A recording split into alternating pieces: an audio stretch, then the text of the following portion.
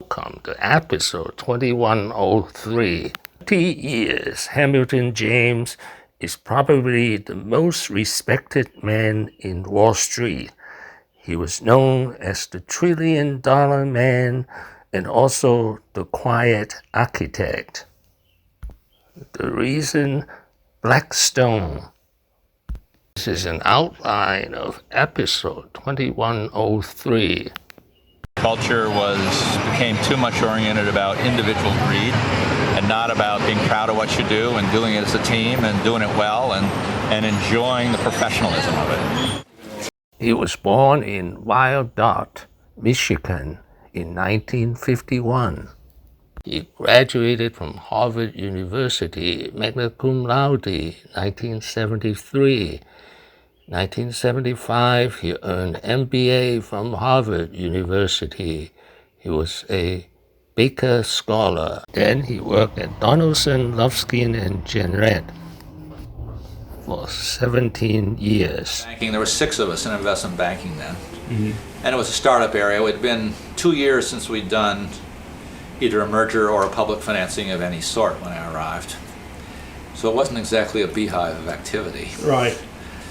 But one thing I learned about DLJ was, as compared to some of the bigger firms my friends went to, it's a hell of a lot more fun to be at a young company where you're building something than a big company where you're trying to defend and hold your own against the inroads that the young companies make. I'd rather be offense than defense.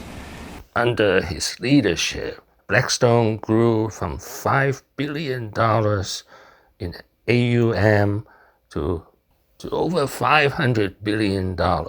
Where private equity really needs to be operational as well. You still need the transaction skills, you still need to be an investor, but now you need to be able to intervene in the company's fortunes and create value.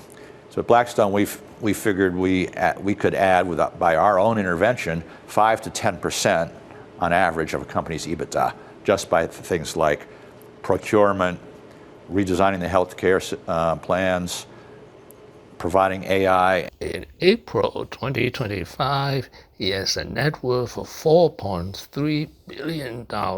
He's 74 years old. Secret of his success.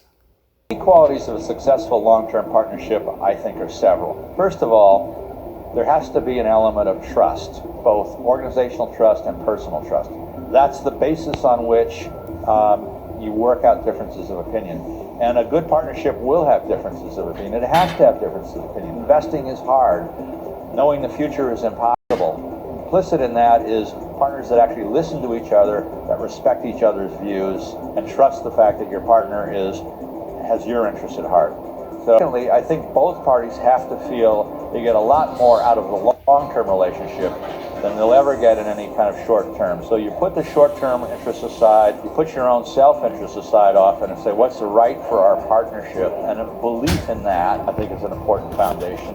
Both parties have to feel they're getting a fair deal. That doesn't mean an equal deal in terms of the benefits of the relationship, but both parties have to feel like they're getting rewarded for their efforts in a fair way. I think if you do all those things and you build on top of that personal relationships, not just at one level, but from the top of the organization down on through the working groups, you can have a very good long-term partnership. Subscribe and leave your questions and comments below.